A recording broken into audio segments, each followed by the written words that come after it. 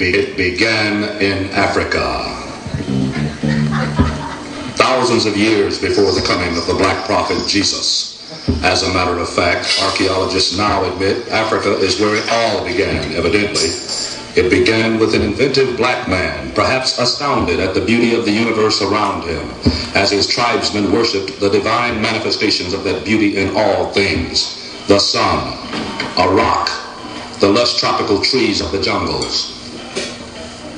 So he began to beat on a wall, just jiving at first, but high on all that beauty and what it meant to him. He beat that first crude drum to express his amazement, perhaps his joy at his surroundings. It was a very simple beat at first. Then, as my man's understanding of his environment grew, so did his expression of his emotions through mankind's first drum. The log grew larger, changed shape, became a shown-up drum, and the beat grew more complex. The cadence was picked up, and different beats began to have different meanings. The expression grew into a more refined percussion, music, the fundamental monitor from space to space.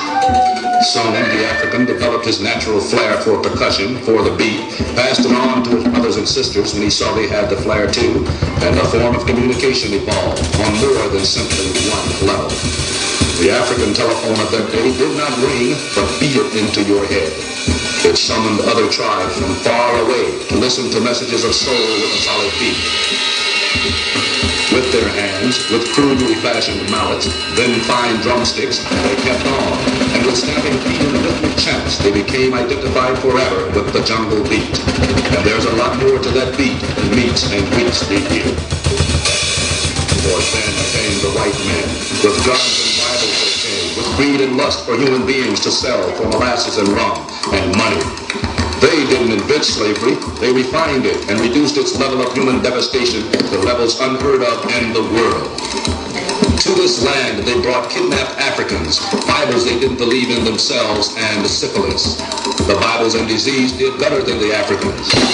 African princes, our nobility, jumped overboard slave ships to avoid what they saw as the ultimate. Some starved themselves, and the slaves actually developed tools folks to be fair. Here in slave trading America, the drumbeat was much different.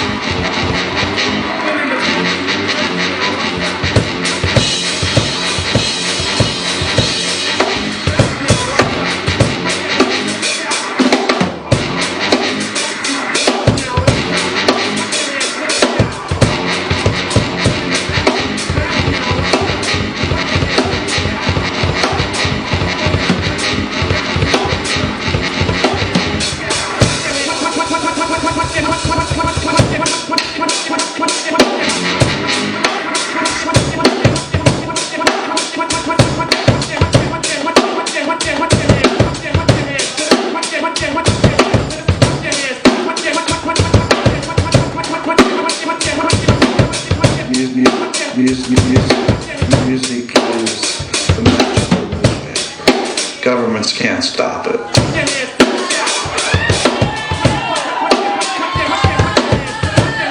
Music.